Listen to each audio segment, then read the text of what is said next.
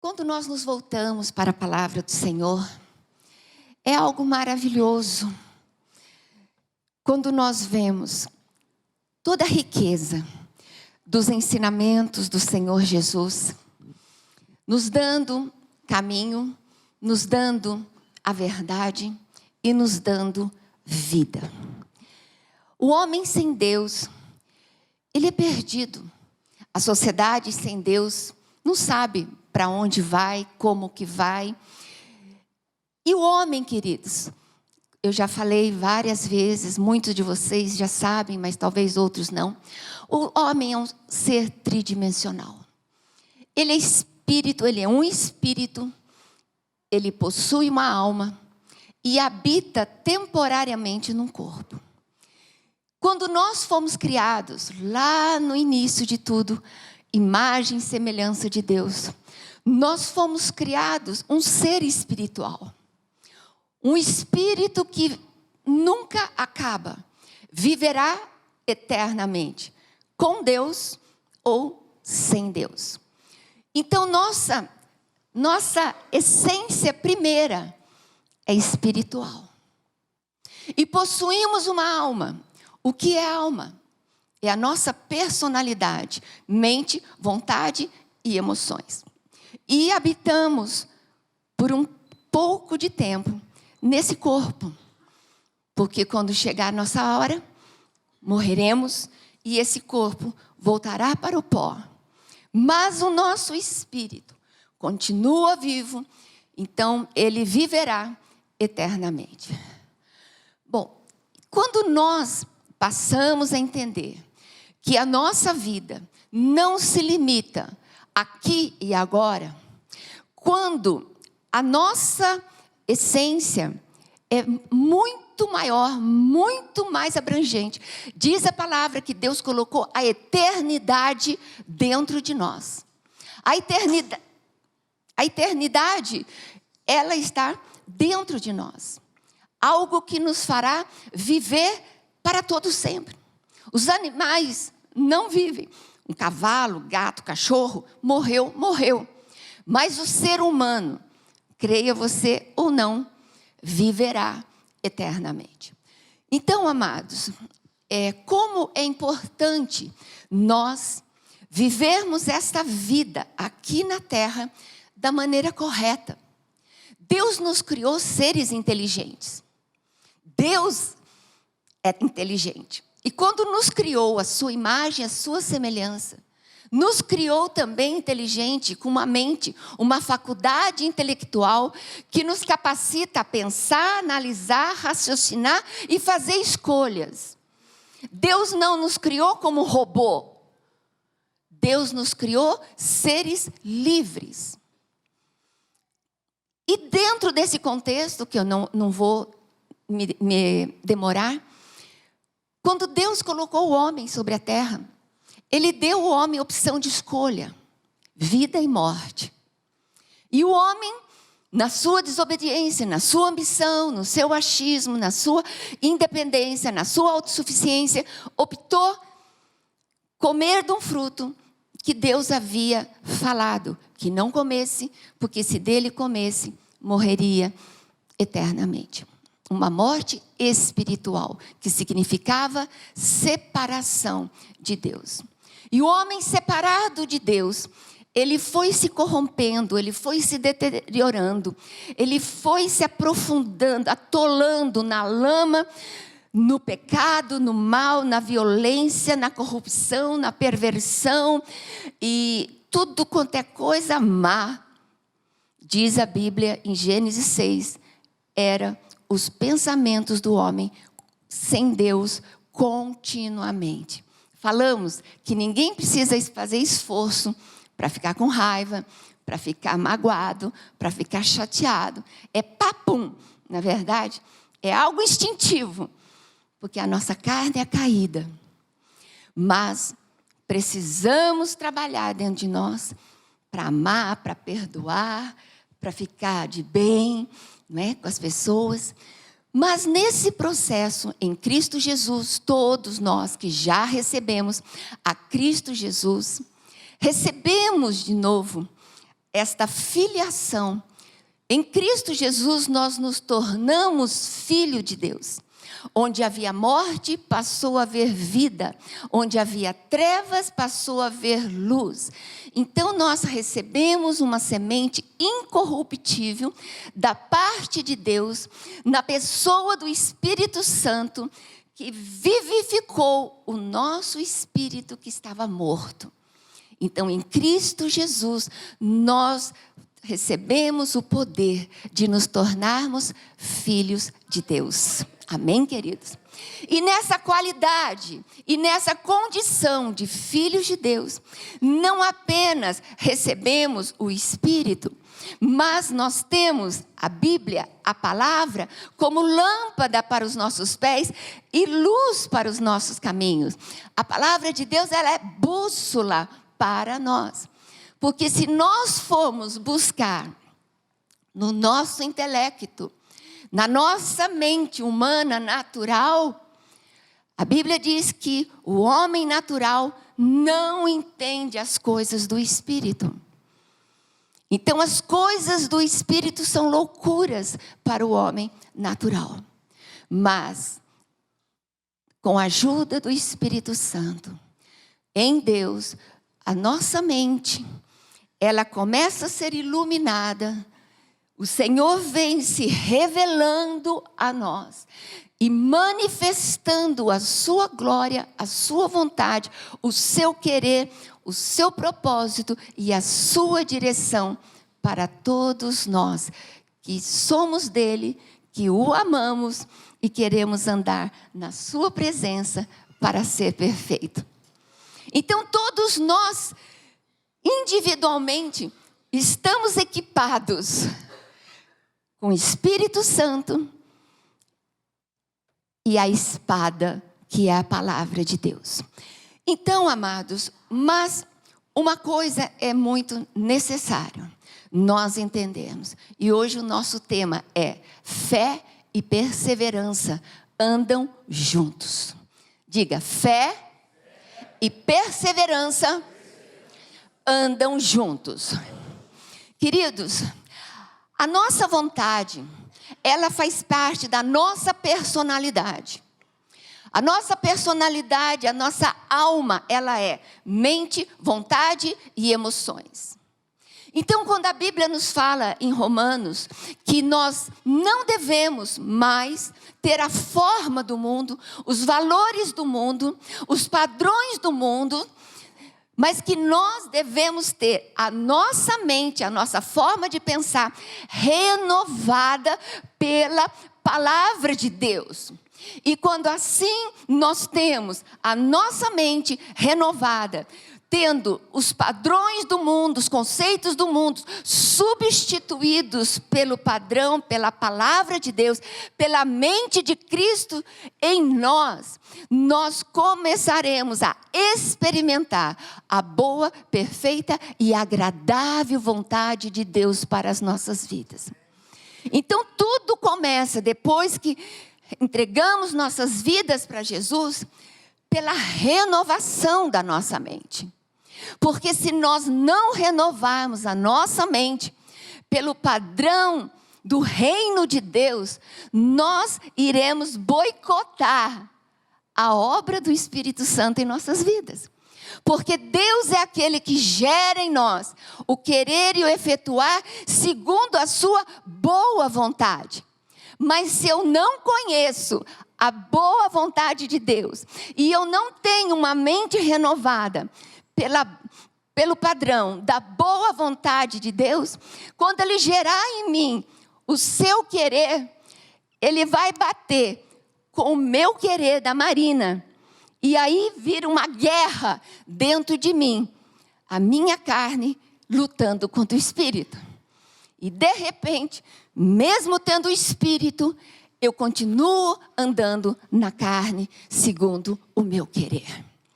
Mas quando nós caminhamos por um processo de maturidade, crescimento espiritual, como filhos de Deus, porque não basta recebermos a Jesus, nós temos que prosseguir em conhecer ao Senhor dia a dia, através da palavra, através de um relacionamento íntimo e pessoal com Ele e a oração.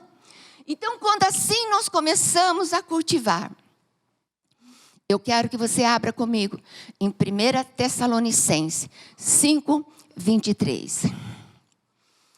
Para que possamos ver qual é o propósito de Deus nas nossas vidas.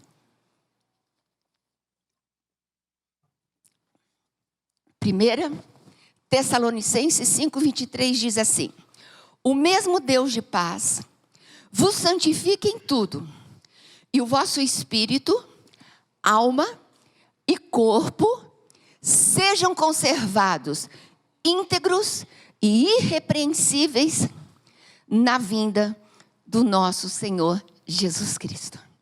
A obra da cruz é para nos dar vitória total.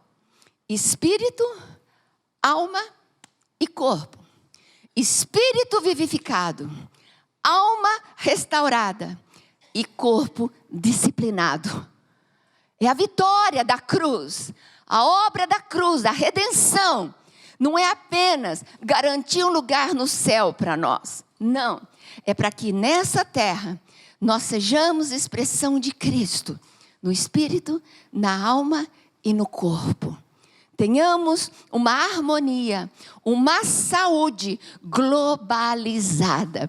Porque o nosso Deus, Ele não olha apenas parte de nós. Então o Senhor diz: vos santifique em tudo.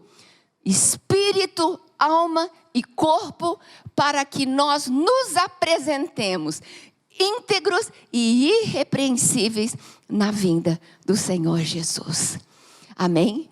Então aquela presença, todos os lados, todos os poros, refletindo caráter, vida e expressão de Deus. Amém, queridos? Em Tiago 1:2-4 diz assim: meus irmãos, considerem motivo de grande alegria o fato de passarem por diversas provações, pois vocês sabem que a prova da vossa fé produz perseverança. E a perseverança deve ter ação completa, a fim de que vocês sejam maduros e íntegros, sem que falte a vocês coisa alguma. Amados, hoje uma palavra bastante comum, usada em todos os cantos, é resiliência. Resiliência, né? Resiliência, queridos, é a propriedade que alguns corpos apresentam de retornar à forma original após terem sido submetidos a uma deformação elástica. Eu estava ali, sabe o que me veio na mente? Quem aqui é do tempo do João Bobo? Resiliência para mim lembra do João Bobo. Você batia, ele ia até no chão, você batia de novo, ia até no chão, né? Então a resiliência me lembra o João Bobo, que você, porque o João Bobo na parte de baixo tinha uma parte pesada e o resto ele era inflado. Por mais que a criança batia, chutava aquela coisa, ele voltava na posição original.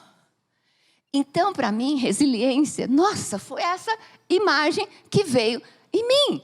Por quê? Queridos, na área da psicologia, resiliência é a capacidade de uma pessoa lidar com seus próprios problemas, vencer obstáculos e não ceder às pressões, seja qual for a situação. Resiliente é a capacidade de você voltar à sua forma original depois de ser alvo de deformação, choque.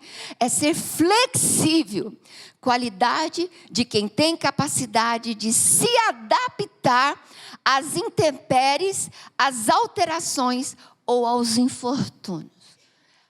É aquela coisa, curva, mas não quebra. Curva, mas não quebra. Para mim, resiliência é isso. No decorrer da nossa vida, você vai até no chão, às vezes. Daqui a pouco, voltou. Queridos, é isso. É isso que a palavra de Deus está nos falando. É a coisa mais linda. 2 Coríntios 4, 16, 18 diz assim: por isso não desanimamos, embora exteriormente estejamos a desgastar-nos. Às vezes você está ali, né? Parece que você está no liquidificador. Interiormente, estamos sendo renovados, dia após dia, pois os nossos sofrimentos, leves e momentâneos, estão produzindo para nós uma glória eterna, que pesa mais do que todas essas pressões. Então, assim, fixamos os olhos, não naquilo que se vê, mas no que não se vê, pois o que se vê é transitório, mas o que não se vê é eterno. Amém, queridos? Amém. Amados, aquele que é fiel no pouco, Deus o colocará sobre o muito. Deus não começa provando a sua fé em coisas grandes, porque a gente não vamos dar conta. Você vai fazer academia, eles não vão te dar umas bolas daquela de 30 quilos para você levantar. Não, você começa 2 quilos, daqui a pouco vai para 5 quilos, daqui a pouco vai para 10 quilos, né? Tem vários aqui, personals, aqui, não é verdade? Não é assim que você vai trabalhando a força, o músculo, a resistência, a perseverança, né? O tônus muscular de uma pessoa. Deus vai trabalhar o nosso tônus espiritual da mesma forma. Um peso pequeno, uma tribulação maiorzinha, outra tribulação maiorzinha, outra maiorzinha, porque ele diz que ele não dá peso maior do que nós podemos suportar. Como um professor não vai chegar lá, vai te dar 30 quilos para você levantar. Não, e aquilo, por mais pesado, então você vai por dentro, as suas fibras espirituais, a sua força espiritual, a sua fé vai elastecendo. Vendo? O Senhor está me segurando. O Senhor está me segurando. O Senhor está me segurando. E eu vou mais um pouco. Tudo eu posso na força do Deus que me fortalece. Davi, quando chegou lá para derrubar aquele gigante, não foi a primeira experiência dele. Ele já tinha matado um leão. Ele já tinha matado um urso. E quando ele chegou ali, aquele homem imenso, era um homem, não que tinha experiência de força, mas ele tinha experiência com seu Deus. Quem você pensa que é? Ofendendo assim o exército do Deus vivo.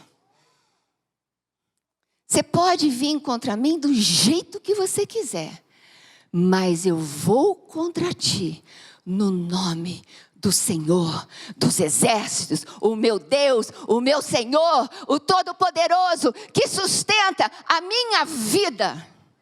Será que ele era tão bom na funda assim? Pegou uma pedra, botou no estilingue, foi uma só, no meio do olho. Mas ele estava nos campos, protegendo as suas ovelhas de perigo. Então, queridos, muitas vezes, com tão pouco, a gente chora, a gente desanima. Antes de ontem, eu compartilhei com um grupo. De vez em quando eu gosto de assistir aquele lá, como é chamado, dos talentos lá que canta, né? Aqueles prodígios, às vezes é uma criança, às vezes é alguém que saiu do nada.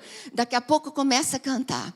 Tinha um rapazinho, um menininho de 11 anos, talvez alguns já tenham visto. Chegou ali e perguntaram, e aí, quantos anos você tem? 11. E com violino na mão. E aí, o que é que você vai fazer? Bom, por quê? Tal, qual é a tua história? Bom, eu tive câncer quando eu tinha 4 anos. E sofri muito bullying na escola. Porque o câncer, a quimioterapia, fez com que meu cabelo caísse. E os amigos ficavam falando, o menino do câncer, o câncer dele pega. O câncer pega. E aí todo mundo começou a se afastar dele, dizendo uma mentira, que ele tinha um câncer transmissível. Aí um dia, na porta da escola, o colégio ofereceu uma aula de violino de graça. Ele pegou aquele panfleto, levou para casa e falou, mãe, eu quero aprender violino. Aí a mãe... Gente, assim, muito simples. Falei, nossa, mas ninguém na família toca instrumento. Ele falou, mãe, eu quero aprender. Porque eu não quero mais ser conhecido como o menino do câncer. Eu quero ser conhecido como o menino que toca violino. Gente, dos 7, ele começou a aprender com 7. E estava com 11 anos. Deu um show, uma criança resiliente, determinada, perseverante, e já foi classificado para tocar no top dos talentos. Uma criança. E às vezes nós, por muito menos, a gente pula fora do barco. E fica gemendo, e fica reclamando, e não vai a lugar nenhum. Não conquista, não constrói. Porque está difícil, porque eu não consigo, porque a competição está muito grande. Queridos, Deus é com você. Uma vez eu ouvi uma frase dizendo assim, o lugar que mais tem sonhos é o cemitério. Sonhos que foram para o túmulo por causa daqueles que não perseveraram. Não leve teu sonho para o túmulo. Eu não vou levar nenhum sonho para o túmulo.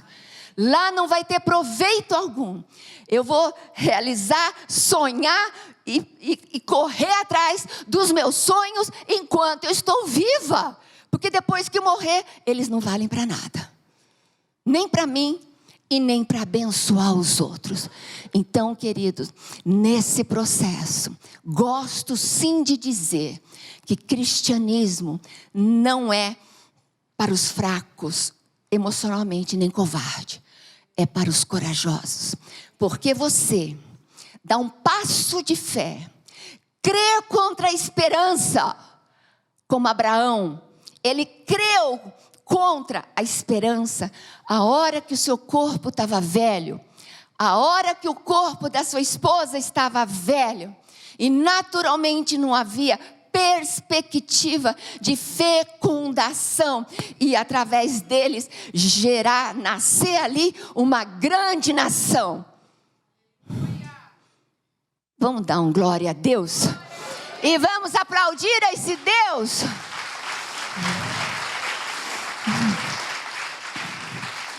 Mas ele creu contra a esperança.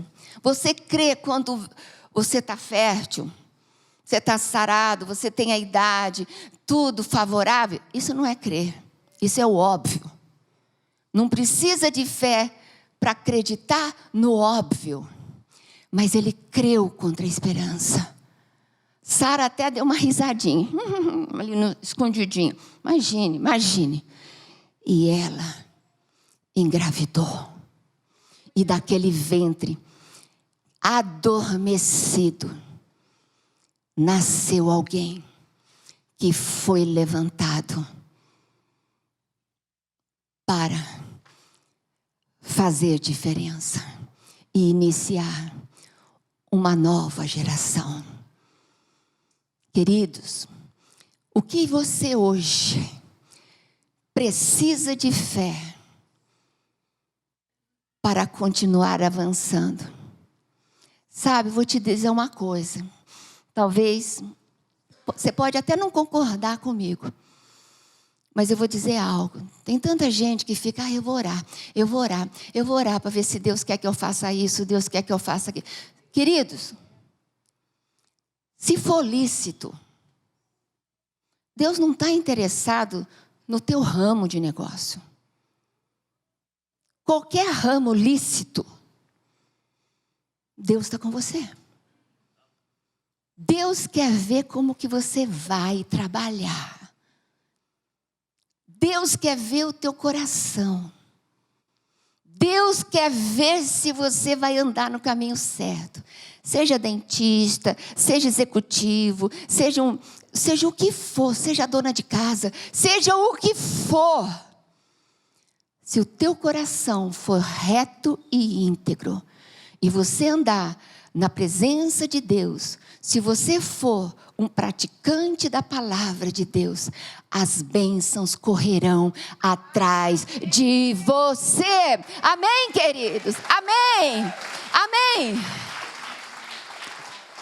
Para ser abençoado, não tem que estar aqui no meu lugar. Para ser abençoado, você não tem que ser um missionário. Para ser abençoado, não. Mas você precisa ter Deus na tua vida, num relacionamento íntimo, pessoal, que haja temor no seu coração, que haja uma vida de vivência da palavra, uma vida coerente, não é? Não apenas de palavra, mas de atitude. Que as pessoas possam olhar para você e ver Deus na sua vida, por onde você for. Então, queridos, fé e perseverança andam juntos. A perseverança é a chave para uma vida firme em Jesus. Ter perseverança significa persistir em seguir Jesus, mesmo enfrentando dificuldades, mesmo levando tranco aqui, tranco lá, tranco, mas eu não deixo o meu Jesus. Tem pessoas que a primeira coisa no meio dos trancos é ficar com raiva de Deus, porque Deus não livrou. Queridos, Deus não nos abandona. Só que às vezes nós nos abandonamos quando nós saímos do centro da vontade de Deus e procuramos caminhos alternativos. Amados, para finalizar, o Senhor diz que, por isso, Hebreus 10, 35 a 39. Por isso, não abram mão da confiança que vocês têm. Ela será ricamente recompensada. Vocês precisam perseverar, de modo que quando tiverem feito a vontade de Deus, recebam o que Ele prometeu. Pois em breve, muito em breve, aquele que vem virá e não demorará, mas o meu justo viverá pela fé. E se retroceder, eu não me agradarei dele. Nós, porém, não somos dos que retrocedem, mas sim daqueles que creem e que serão salvos. Amados, muitas vezes, os problemas vêm de diversos lugares. Vem na área do casamento, vem na área dos negócios, vem na área dos relacionamentos, vem na área da saúde. Por maior que sejam os problemas, não retroceda na confiança, na fé e no amor ao Senhor. Continue caminhando, continue fazendo o bem, continue crendo, porque um dia o sol vai raiar sobre a sua vida e sobre a sua casa. Amados, persevere, persevere, persevere. Diga para a pessoa que está do teu lado: persevere, meu irmão. Não desanime, meu irmão. Deus não te abandonou. Às vezes a gente pede um sinal. Ai, Senhor, me dá um sinal. É fácil caminhar por sinal.